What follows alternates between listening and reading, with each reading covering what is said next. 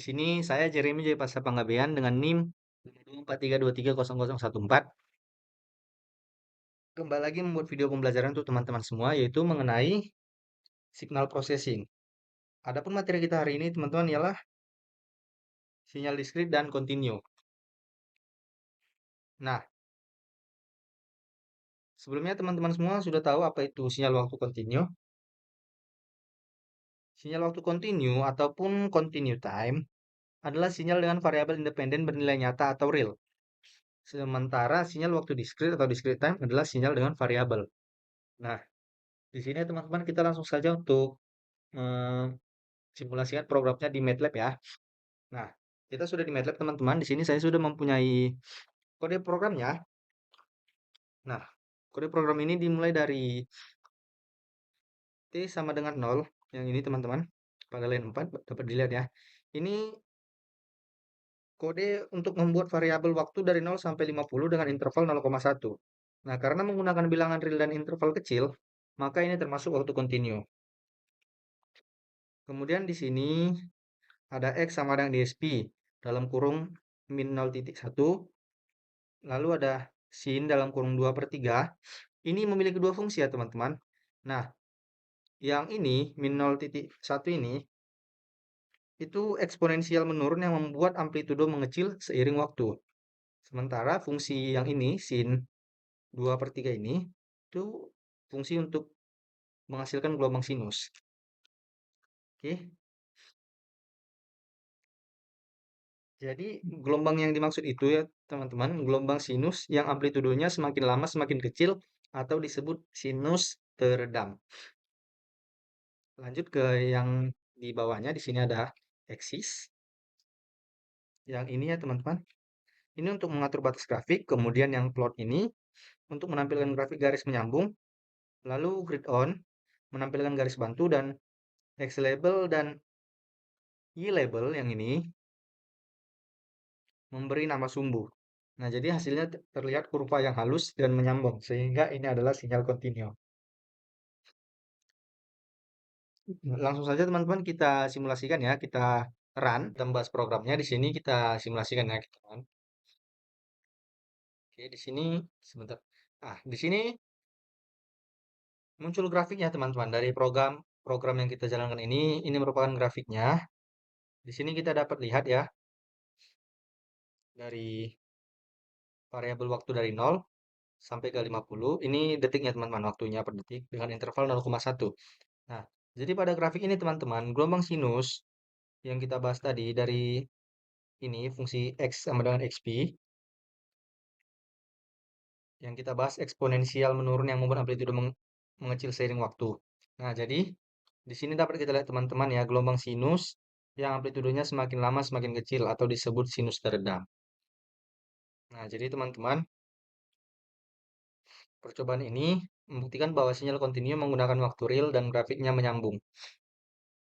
Oke, kita lanjut ke discrete. Sini kita dulu ya, teman-teman. Oke, ini program untuk sinyal discrete. Tidak jauh beda dengan program yang pertama tadi, langsung saja kita run ya teman-teman ya. Nah, di sini kita lihat teman-teman, sangat terlihat berbeda ya grafik dari sinyal waktu kontinu dan sinyal waktu discrete.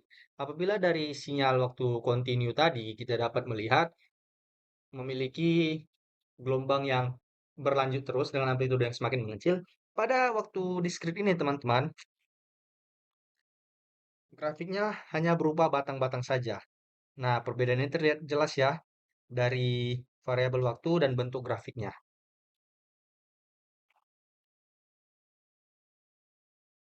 Baik teman-teman semua, di sini kita lanjut ke percobaan kedua ya. Percobaan kedua itu ialah sistem pinjaman bank. Nah, pada percobaan ini, sistem pembayaran pinjaman dimodelkan sebagai sistem waktu diskrit. Oke, di sini kita sudah di MATLAB dan saya sudah memiliki programnya, yaitu kita mulai dengan Y0 sama dengan input untuk memasukkan pinjaman awal. A sama dengan input, kode untuk bunga tahunan, kemudian C sama dengan input pembayaran per bulan, ialah kode untuk cicilan per bulannya. Nah, di sini ada Y sama dengan, ialah untuk mendefinisikan vektor kosong. Lalu ada Y dalam kurung min 1, kemudian dengan dalam kurung 1 plus A per 12, itu kode untuk menghitung sisa pinjaman bulan pertama, yaitu pinjaman awal ditambah bunga per bulan, lalu dikurangi cicilan. Kemudian ada for n sama dengan 2.236. Ialah kode untuk melakukan perulangan sampai 36 bulan. Lalu ada Y dalam kurung N, ialah kode untuk menghitung sisa pinjaman berdasarkan bulan sebelumnya. Dan ada terakhir ini if Y dalam kurung N, kode untuk menghentikan perhitungan jika pinjaman sudah lunas. Oke, setelah kita membahas programnya, langsung saja kita simulasikan. Sini kita run teman-teman. Oke, di sini pada command Windows muncul jumlah pinjaman. Di sini kita buat jumlah pinjamannya 6.000 ya teman-teman. Lalu ada bunga per tahun. Bunga per tahunnya 15%, tapi kita tulis dalam desimal. Di sini kita buat 0,15. Lalu pembayaran per bulannya. Di sini kita buat pembayaran per bulan atau cicilan per bulannya kita buat 150. Oke, nah ini hasilnya dari program yang kita jalankan tadi. Apabila kita memiliki jumlah pinjaman 6.000 dengan bunga per tahun 15%, lalu cicilan per bulan kita 150, maka pinjaman berkurang lambat dan belum lunas dalam 36 bulan. Ini teman-teman, dalam 36 bulan belum lunas. Apa yang terjadi atau hal apa yang terjadi jika kita run lagi? Oke, kita buat pinjamannya 6.000 juga seperti yang awal tadi. Bunga per tahun juga 15%. Tetapi dengan pembayaran per bulan atau cicilan per bulannya 300. Nah, di sini dapat kita lihat teman-teman, pinjaman lunas sekitar bulan ke-23 atau dalam kurun waktu 23 bulan. Nah, jadi kesimpulan dari program kita ini yang kita jalankan saat ini adalah sistem pinjaman ini termasuk sistem diskrit karena dihitung per bulan. Besarnya cicilan sangat mempengaruhi kecepatan pelunasan. Semakin besar cicilan, semakin cepat pinjaman lunas dan semakin kecil bunga yang terakumulasi. Oke, teman-teman, kita lanjut di percobaan berikutnya. Di sini kita lanjut percobaan ketiga ya. Di sini pada percobaan ketiga itu adalah terminal sinyal atau folding. Nah, di sini langsung saja kita ke programnya. Kita sudah di MATLAB ya, teman-teman. Di program ini kita sudah buat kode untuk pencerminan sinyal atau folding. Nah, di sini X, nilai X sudah kita isi dengan NIM saya sendiri ya. 52432300014. Kemudian di sini kita punya N sama dengan dalam kurung 0 sampai 9. Nah, di sini teman-teman, kode ini adalah menunjukkan waktu, teman-teman. Jadi pada waktu 0 dia 5, waktu 1 dia 2, waktu 3 dia 4. Nah, begitu terus sampai seterusnya. Oke, teman-teman. Nah, jadi ilmu kata kita di sini ialah pencerminan sinyal, yaitu bagaimana bagaimana sinyal yang kita buat itu dia seperti dicerminkan, teman-teman, di folding gitu.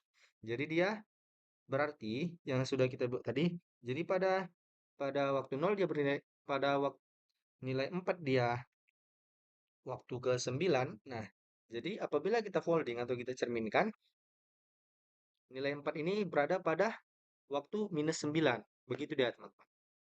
Oke, langsung saja di sini kita coba simulasikan, kita run ya.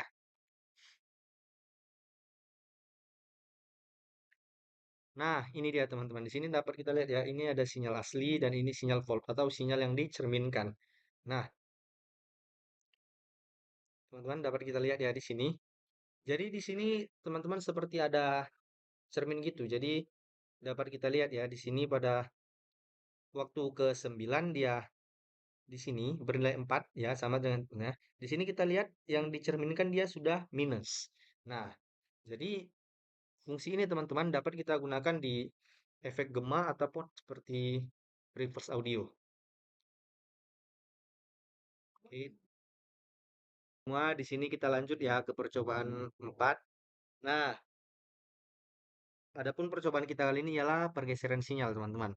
Pergeseran sinyal itu ya di mana sinyal listrik yang kita punya tadi kita geser sebanyak yang kita mau. Nah, jadi di sini saya sudah memiliki programnya ya. Kita lihat bersama di sini kita punya nilai 1 2 3. Nah, di mana N1 merupakan waktunya dimulai dari nilai 1 dia pada waktu 0, kemudian 2 pada waktu 1 dan 3 pada waktu 2. Nah, di sini saya mau atau saya akan menggesernya sebanyak 5 satuan.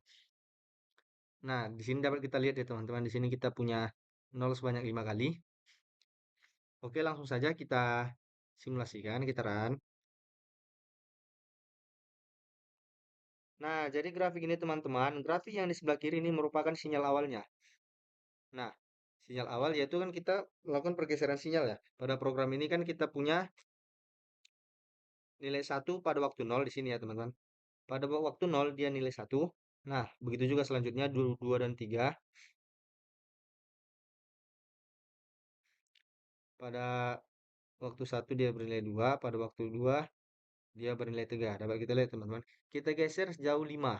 Nah, jadi yang tadi dia pada waktu 0 bernilai 1, kita geser sejauh 5, dia berada pada waktu kelima kan. Nah, di sini dia bernilai 1.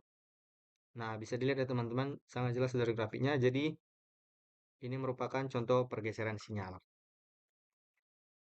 Baiklah teman-teman, kita lanjut ke percobaan yang ketiga. Sama dengan percobaan 4 sebelumnya tadi, yaitu pergeseran sinyal. Di sini kita juga akan mensimulasikan program pergeseran sinyal. Nah, apabila tadi kita sudah memiliki nilai pada X1-nya, di sini kita coba variasikan dengan nilai lain. Di sini saya buat X1 102. Tetap dalam X1 0 sampai 2. Nah, di sini kita akan geser apabila tadi kita geser sejauh 5, ini kita geser sejauh 6, teman-teman. Nah, di sini kita tinggal tambahkan nolnya 1 ya. Tadi kita geser 5, nolnya 5. Di sini pada kita geser sejauh 6, nolnya menjadi 6, teman-teman. Oke, langsung saja kita simulasikan. Nah, grafiknya sama seperti yang tadi ya, teman-teman. Nampak jelas. Yang biru ini adalah grafik awal dari nilai 102. Nah, kemudian yang merah adalah grafik setelah digeser sejauh 6. Nah, jelas ya teman-teman, pada waktu 0 dia bernilai 1, pada waktu 1 bernilai 0, pada waktu 2 bernilai 2. Digeser sejauh 6 menjadi pada waktu 6 bernilai 1, pada waktu 7 bernilai 0, dan pada waktu 8 bernilai 2. Oke, coba kita variasikan dengan nilai lain ya. Di sini kita coba ganti menjadi 3, 1, 1. Bagaimana pergeserannya teman-teman?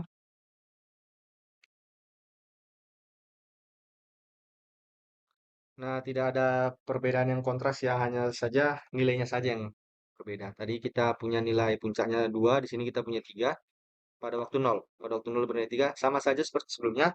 Ini merupakan grafik awal, nah ini grafik setelah digeser. Kita variasikan dengan nilai lain sekali lagi ya. Kita ganti dengan 2, 3, 1. Kita runkan. Nah, di sini teman-teman, sama seperti grafik yang tadi, hanya saja nilai-nilainya saja yang berubah. Nah, ini kita lihat jelas ya bergeser sejauh 6 ke kanan. Baiklah teman-teman, mungkin sekian video dan waktu continue. Mohon maaf apabila ada kesalahan dalam penyampaian. Selebihnya saya ucapkan terima kasih telah menonton. Selamat pagi.